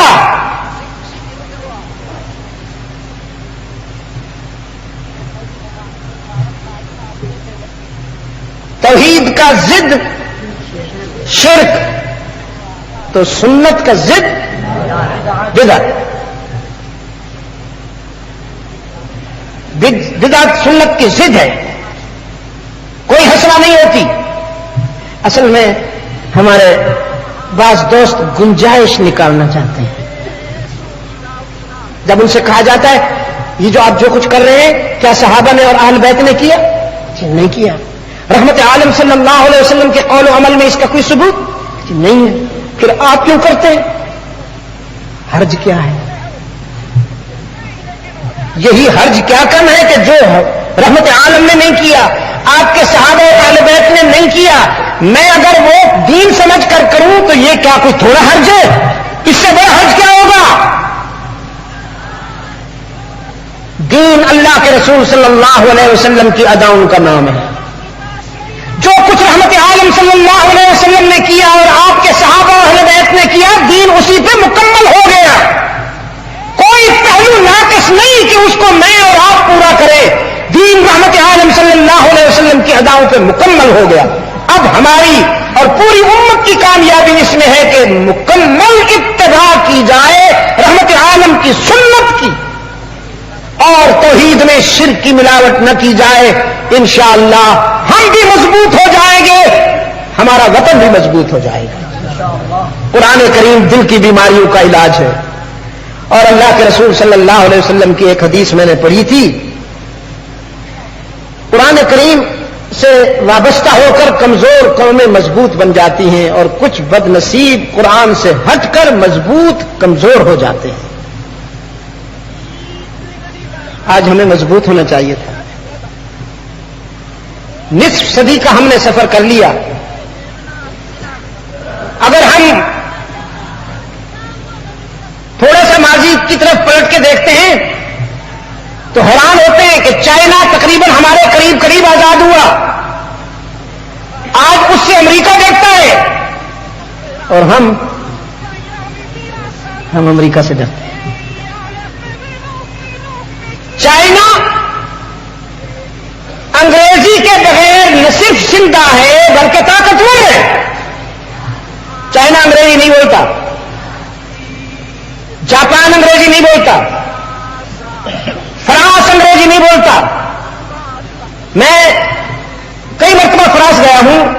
پیرس میں ایئرپورٹ پر ٹرانزٹ میں ہوتے ہوئے بھی اگر میں وہاں کے کسی آدمی سے ٹرمینل کا پوچھوں، چینل کا پوچھوں، انگلش میں تو وہ مجھے جواب نہیں دیتے، جانتے بھی ہیں، ہنستے بھی رہتے ہیں، لیکن جواب نہیں دیتے. Germany, France, Japan, China, Korea, Taiwan, Singapore English کے بغیر زندہ ہیں. ہم انگلش کے بغیر زندہ نہیں رہ سکتے. کون سی مجبوری ہے؟ اور بعض لوگوں کا یہ خیال کہ انگریزی نہیں پڑھیں گے تو روٹی کہاں سے ملے گی. میں نے آج تک کسی حافظ قرآن، قاری قرآن اور عالم دین کو بھیک مانگتا ہوا نہیں دیکھا. البتہ دبئی کے مرشد بازار میں ایک گریجویٹ کو میں نے ریڑھی کھینچتے ہوئے دیکھا. پسینے میں ڈوبا ہوا، وہاں گرمی تو زیادہ ہوتی. میں نے پوچھا بھائی لگتے تو پاکستانی ہو. ٹریفک رکا ہوا تھا، قریب آ کے وہ کھڑا ہوا. کھینچنے والی، ہاتھ سے کھینچنے والی ریڑھی پر کپڑوں کے اس نے تھان رکھے ہوئے تھے. لگتے تو پاکستانی ہو. اس نے کہا پاکستانی ہوں، گجر خان کا رہنے والا ہوں. میں نے کہا یہاں کیا کرتے ہو؟ اس نے کہا یہی کرتا ہوں. کہ پڑھے لکھے نہیں ہو؟ اس نے کہا گریجویٹ ہوں، بی اے کیا ہے. میں نے کہا پھر بی اے کیا اور یہ کرتے ہو؟ کہنے کہا ہاں. سندیں جو ہیں وہ کاغذ کے ٹکڑے ہیں، پراٹھے تو نہیں ہے کہ میں انہیں کھاؤں. پیٹ تو پراٹھے مانگتا ہے. سرٹیفکیٹ میں کیا کروں؟ جوتے گھس گئے. اسلام آباد اور لاہور کے دفاتر کا چکر لگاتے ہوئے مجھے نوکری نہیں ملی. مجبوراً یہاں آیا ہوں. یہ میں نے اس کو دیکھا. پھر اگلے دن راولپنڈی میں ایک گریجویٹ کو بھیک مانگتے ہوئے دیکھا. اس کو دیکھ کر تو میرے آنسو نہ رکے، اس لیے کہ جو اس نے کہانی سنائی، میں نے اس کے چہرے سے جو کرب محسوس کیا، میں نے جو اس کے چہرے سے اذیت محسوس کی، میں نے اس کو بلا لیا اور میں نے اپنی گاڑی میں بٹھا لیا. میں نے اس سے پوچھا کہ بیٹا کیا بات ہے؟ تم بہت مجھے نروس لگتے ہو، بہت پریشان لگتے ہو، کیا بات؟ اب اس نے جو کہانی سنائی ہے وہ میں یہاں آپ کے سامنے دوہرا بھی نہیں سکتا. مجھے افسوس ہے. باوقار زندگی گزارنے کے لیے انگریزی پڑھنا ضروری نہیں ہے. بے شک پڑھیے، انگریزی بھی پڑھیے، میں آپ کو روکتا نہیں ہوں، لیکن انگریزی کو آقا نہ بنائیے، انگریزی کو لونڈی بنا کے رکھیے. اپنے گھر کا غلام بنا کے رکھیے. اس سے کام لیجیے اس طرح جس طرح کہ آپ گھر کی حفاظت کے لیے کتے پالتے ہیں، اسی طرح اس کو بھی پالیے، لیکن اس کو اپنا آقا نہ بنائیے. اپنا آقا اس کو بنائیے، قرآن کریم. قرآن کریم کو اپنا آقا بنائیے. آپ سمجھے؟ میں ان خاندانوں کو بھی مبارکباد دیتا ہوں، جامعہ عثمانیہ کے انتظامیہ، جو لوگ اس کا تعاون کر رہے ہیں، اس گلشن علم و حکمت کی آبیاری میں قربانی دے رہے ہیں. میں ان سب کو مبارکباد دیتا ہوں. آج 35 بچوں نے حفظ، 36 بچوں کے سینوں میں قرآن محفوظ ہوا ہے. انشاءاللہ حشر میں یہ کارکردگی آپ کی نجات کا باعث بنے گی. قرآن کی اشاعت میں، قرآن کی ترویج و تقویم میں اللہ نے آپ کو جو یہ عزت عطا فرمائی ہے، اس پر آپ جتنا بھی اللہ کا شکر ادا کریں وہ کم ہے. پھیلائیے اسے اور پھیلائیے. ہمارے دوستوں نے کہا تھا دینی مدارس ایسے ہیں اور ویسے ہیں. دینی مدارس ہیں وہ نہیں ہیں. یہ بڑی نازک چیز ہے لیکن بڑی مضبوط چیز ہے. یہ چل نہیں رہے، چلائے جا رہے ہیں. یہ چل نہیں رہے، چلائے جا رہے ہیں. چل تو رہی ہیں یونیورسٹیاں، چل تو رہے ہیں کالج، جن کو انجوس چلا رہے ہیں، جن کو ویسٹ چلا رہا ہے. یہ دینی مدارس اللہ کے کرم سے انشاءاللہ کوئی طاقت اس طرح کو نہیں بجھا سکتی. جو ان سے ٹکرائے گا وہ خود نشان عبرت بن جائے گا. نعرہ تکبیر. آج اٹک کے قلعہ میں بیٹھے ہوئے ہیں ہمارے دوست. آج کے اخبار میں تھا داڑھی رکھ لیے. مجھے دوست نے بتایا اسلام آباد کے مسلح بھی منگوایا ہے. جب کیا تنگ بتولے تو خدا یاد آیا. نہ معلوم آج کل کیا کیا یاد آتا ہوگا, کیا کیا یاد آتا ہوگا.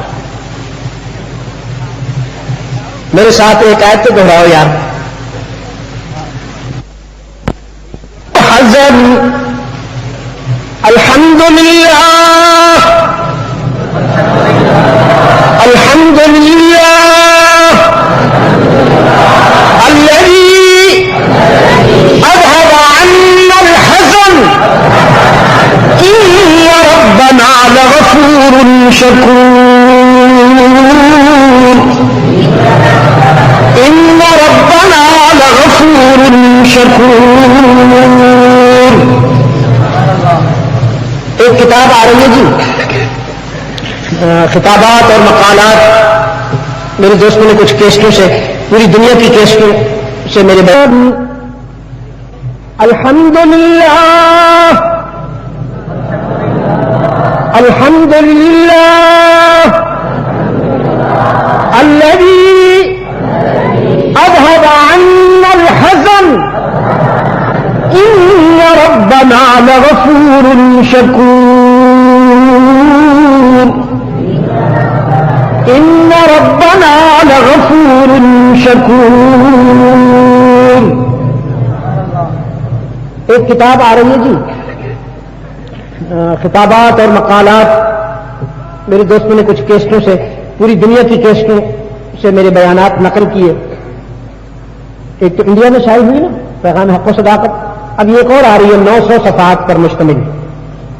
ایک دوست نے خط لکھا ہے برودا سے, انڈیا سے, کہ حضرت وہاں آپ کے جو بیانات آئیں گے نا تو قرآنی آیات بھی آئیں گی, ان کے ساتھ اپنا لہجہ بھی لکھ دیجئے گا. لہجہ کہاں سے لکھوں, یہ کہاں سے لکھوں بھائی. الحمدللہ تیرا شکر ہے یا رب العالمین, تیرا شکر ہے. الحمدللہ الذی اذهب عنا الحزن ان ربنا لغفور شکور.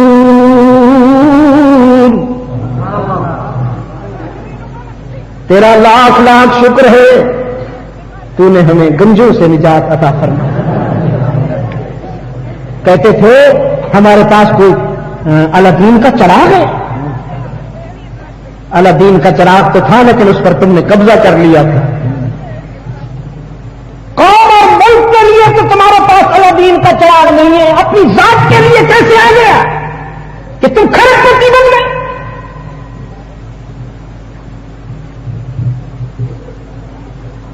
اپنے آپ کو بھی صحت مند بناؤ, ملک کو بھی بیماریوں سے بچاؤ, ملک کو بھی بیماریوں سے بچاؤ. توحید و سنت کی اشاعت میں زندگی کا ایک ایک سانس وقف کر دو. ارباب علم و دانش علم کو کام میں لاؤ. جنہیں اللہ نے رزق کی فراوانی عطا فرمائی ہے وہ دولت کام میں لائیں. نوجوان اپنی جوانی کو کام میں لائیں, پھیلائیں. وطن عظیم کی ہر کونے میں یہ روح پیدا کریں, یہ ثبات پھیلائیں. انسانی زمین کی آرزو کے لیے سچا مسجود کون ہی پہ ذرا زور دے کر, تاکہ بھی کے بیماروں کو اللہ شفائے کاملہ نصیب فرمائے. دائیں بائیں دیکھ کر کوئی بھی کا بیمار چپ بیٹھا ہو تو اس سے بھی کہلوائیے, لیکن پیار سے. ہاں میں نے پہلے بھی آپ سے کہا ہے کہ دل کی بیماریوں کا عالمی سرجن سب سے زیادہ مہربان ہے اور شفیق ہے. ہماری زمین کی عاجزیوں کے لیے سچا مسجود ہی پہ ضرب ذرا ضرب. ہماری زمین کی عاجزیوں کے لیے سچا مسجود. بمبئی میں ایک علاقہ ہے مدن پورہ, سینٹر کے قریب. اللہ میرے وہاں کے مسلمانوں کے ایمان اور عزت کی حفاظت فرمائے. آپ یقین فرمائیے بڑا کرم ہے ان پر، ابھی تک ان کی مرکزیت قائم ہے۔ مولانا انڈیا میں کوئی فرقہ واریت نہیں ہے، صرف 2 فرقے ہیں، ہندو مسلمان، ختم۔ کوئی اور مسلمانوں میں فرقہ واریت کی بنیاد پر کوئی لیڈرشپ نہیں ہے۔ اور وہ میرا ذاتی تجربہ ہے، میں نے یو پی سے بہار تک اور مہاراشٹر تک 13 سفر کیے ہیں انڈیا کے اس وقت تک، ملاوٹ والی اذان نہیں سنی میں نے،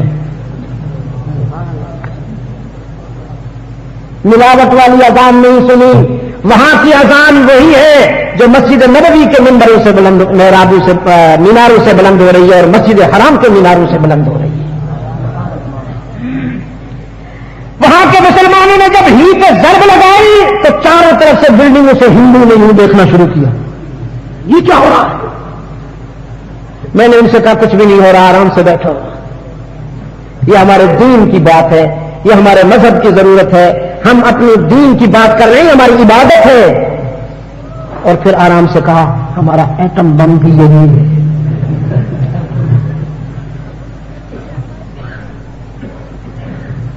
ہم یہ سائنسی ایٹم بم پر اتنا زیادہ انحصار نہیں کرتے جتنا اس پر کرتے ہیں۔ انسانی زمین کی عاجزیوں کے لیے سچا مسجود، یہ صحت مند لوگوں کی علامت ہے۔ وَنُنَزِّلُ مِنَ الْقُرْآنِ مَا هُوَ شِفَاءٌ وَرَحْمَةٌ لِّلْمُؤْمِنِينَ وَرَحْمَةٌ لِّلْمُشْرِكِينَ نہیں، وَرَحْمَةٌ لِّلْمُبْتَدِعِينَ نہیں، وَرَحْمَةٌ لِّلْمُؤْمِنِينَ۔ شاید اچھی چیز ہے، شاید اچھی چیز ہے نا، گیدڑ کو ہضم نہیں ہوتی۔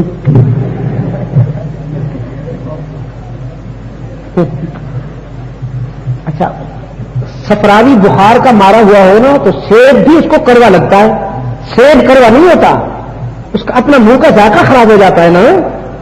ہماری زمین کی عاجزیوں کے لیے سچا مسجود ہر جگہ موجود، علام الغیوب، کارساز، دستگیر، حاجت روا، مشکل کشا، فروغ دیجئے اسے، فروغ دیجئے، وطنیت کے کونے کونے میں پھیلائیے، انشاءاللہ ساری بیماریاں دور ہوں گی، سارے دکھ دور ہوں گے افغانستان کی طرف۔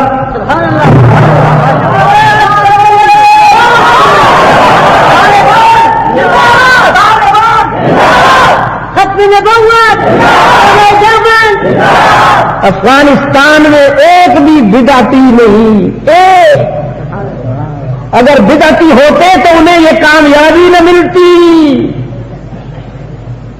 جائیے دیکھ لیجیے، نہ کوئی دربار نہ درباری،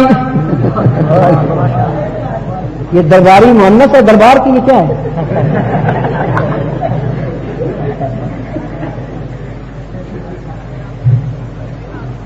کیوں کراچی کے دوستوں، علم دانش کے ارباب سے عرض کرتا ہوں، مشرک کبھی مجاہد بن ہی نہیں سکتا، ناممکن ہے، ناممکن۔ حتی یلج الجمل فی سم الخیاط، مشرک کبھی مجاہد بن ہی نہیں سکتا۔ مجاہد بننے کے لیے موحد ہونا ضروری ہے۔ صدیق اکبر سے لے کر شاہ اسماعیل شہید تک، مجدد الکسانی اور شاہ عبد القادر گیلانی سے لے کر ملا عمر تک، مجاہدین اسلام، مجاہدین اسلام، شاہ عبد القادر گیلانی سے لے کر مجدد الکسانی سے لے کر ملا عمر، جتنے بھی مجاہد نظر آئیں گے سب موحد ہوں گے۔ مجاہد ہونے کے لیے موحد ہونا ضروری ہے، جس طرح کے باپ ہونے کے لیے مرد ہونا ضروری ہے۔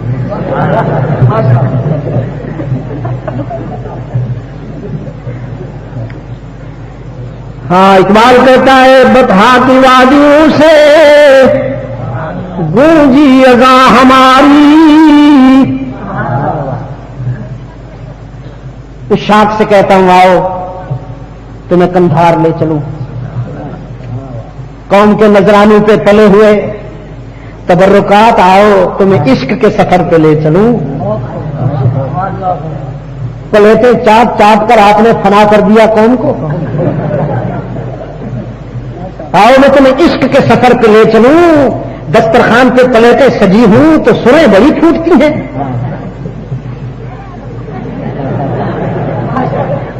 نعرہ تکبیر، نعرہ دیوبند، نعرہ دیوبند، نعرہ دیوبند،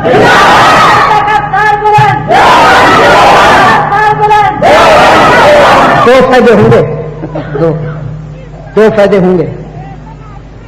ایک تو آپ مجاہد بنیں گے انشاءاللہ.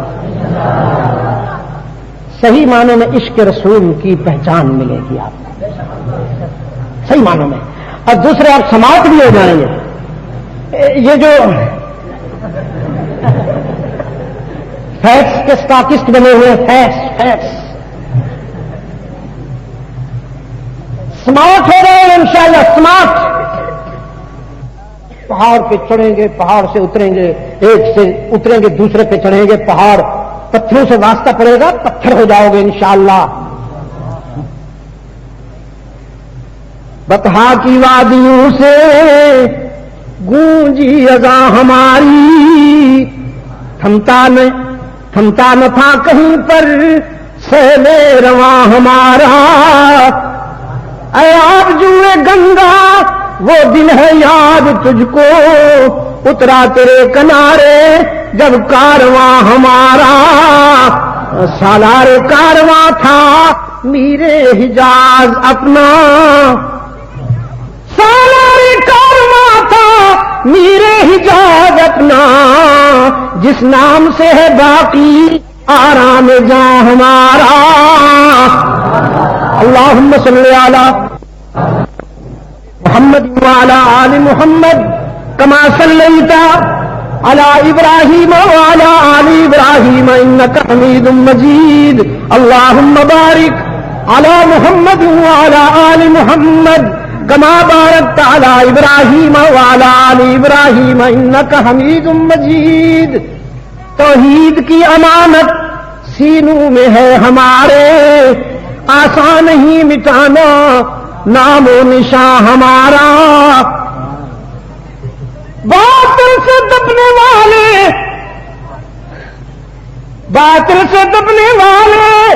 اے آسمان نہیں ہم, 100 بار کر چکا ہے تو امتحان ہمارا. وَنُنَزِّلُ مِنَ الْقُرْآنِ مَا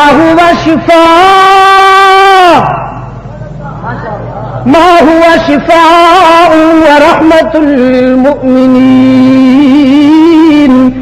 وَلَا يَزِيدُ الظَّالِمِينَ إِلَّا خَسَارًا. آؤ بچوں آؤ, آپ کے سر پہ ہم دستار باندھیں.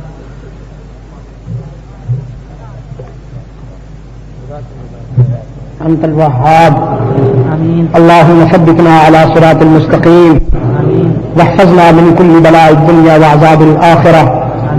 نور قلوبنا بنور الإيمان. اللهم احسن اخلاقنا بنور القرآن. اے اللہ عالم اسلام کی مدد فرما. مسلمان جہاں کہیں مظلوم و مجبور ہیں ان کی دستگیری فرما. فلسطین, Chechnya, Afghanistan, Kashmir, Bosnia, Kosovo اور الجزائر کے اور صومالیہ کے مسلمانوں کی مدد فرما. وطن عزیز پاکستان کو اے اللہ قرآن و سنت پر مبنی آئین عطا فرما. دور خلافت راشدہ سے نسبت رکھنے والا عادلانہ طرز زندگی عطا فرما. دینی مدارس و مراکز کو ترقی و فروغ عطا فرما. اس ادارے کو بھی اے اللہ جامعہ عثمانیہ احیاء العلوم کو ہماری توقعات سے کہیں زیادہ استحکام اور فروغ عطا فرما. جن بچوں نے قرآن کریم کے تحفیظ مکمل کر لی, جن نوجوانوں نے دینی علوم کی تحصیل مکمل کر لی, یا اللہ انہیں اپنے دین کے لیے قبول فرما لے, انہیں مجاہد بنا اور ان کی زندگیوں کو علوم قرآنی اور علوم حدیث سے منور فرما. جن دوستوں کا تعاون کام آیا, اساتذہ کا علم اور محنت کام آئی, یا اللہ انہیں دنیا اور آخرت میں عزت نصیب فرما، ان کے اس جذبے کو اے اللہ خوب قبول فرما۔ تمام دینی مدارس و مراکز کی ترقی اور فروغ کے لیے میں دعا کرتا ہوں، تو اپنے کرم سے بیماری کو شفا کاملہ عطا فرما۔ ہمارے کچھ دوستوں نے خاص طور پر اس سلسلے میں دعا کے لیے کہا، بالخصوص ہمارے عزیز عبد القادر سما کی والدہ بیمار ہیں، اللہ انہیں صحت کاملہ عطا فرمائے۔ عبد المجید کو بھی اللہ تعالیٰ جسمانی اور روحانی صحت عطا فرمائے۔ آپ سب حضرات جنہوں نے دعا کے لیے کہا، وہ اور جنہوں نے نہیں، میرا اللہ ان سب کو جانتا ہے، تو اپنے کرم سے ان سب کو شفا کاملہ نصیب فرما۔ ایسے جب استعارہ ہو گیا نا، اللہ تعالیٰ ان سب کو اپنے کرم سے شفا کاملہ عطا فرمائے۔ آپ دوست جو دور دراز سے تشریف لائے، اللہ آپ کو بھی دنیا اور آخرت میں عزت نصیب فرمائے۔ وصلی اللہ تعالی علی خیر خلقہ محمد وبارک وسلم علیہ۔